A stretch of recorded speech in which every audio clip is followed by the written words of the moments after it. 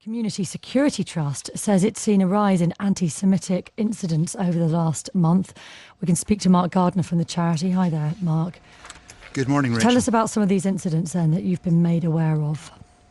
Well, we've had over 70 anti-Semitic incidents reported to us from across the country, the vast majority of which seem to be directly related to the conflict overseas, unfortunately. Just some examples that spin off from pro-Palestinian rallies. 2 weekends ago in Manchester, there was a pro-Palestinian rally at the BBC at Salford Media City, after which 4 or 5 carloads of people drove up through the visibly Orthodox Jewish neighbourhood of Breeton Park. They're flying Palestinian flags, which is one thing, but it's another thing when they start yelling Heil Hitler and abusing and threatening Jewish passers-by in the street, throwing cans and eggs at them. That same day in Glasgow, on the fringes of one demonstration, there was a man yelling, "Effing kill the Jews." Then, during the course of last week in central London, people leaving marches grabbed a Jewish woman, surrounded her, called her a Jew Zionist, stole her mobile phone. Then another group of demonstrators from the same march started verbally abusing a Jewish woman who was with her 2 young children in St John's Wood, telling them to burn in hell. As distasteful and as horrific as all that is, can you understand some of the anger that certain people feel here towards the Israeli action in Gaza, in which hundreds of civilians and children are being killed?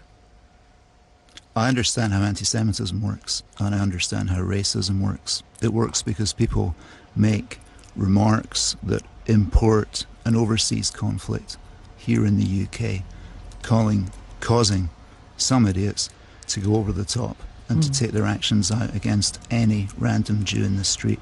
We've seen in France terrible, terrible scenes where synagogues have been blockaded by supposedly anti-Israel protesters.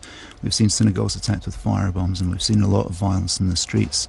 In France now, about 5,000 French Jews left this year, mainly to, ironically, go and live in Israel.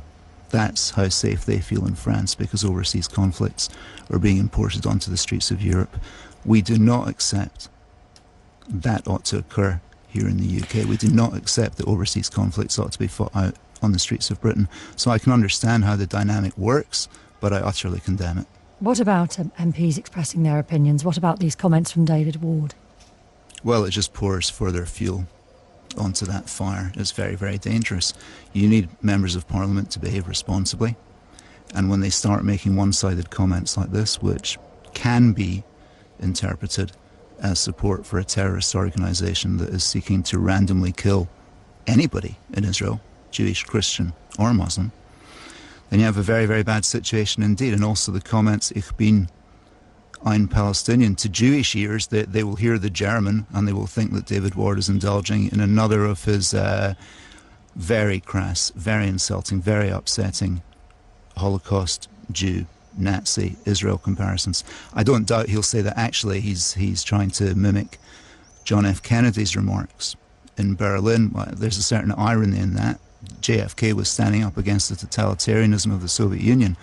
A lot of people would say that Israel is standing up against the totalitarianism of Islamist jihad manifest by Hamas. Thank That's you. where we are with it. Mark Gardner from the Community Security Trust.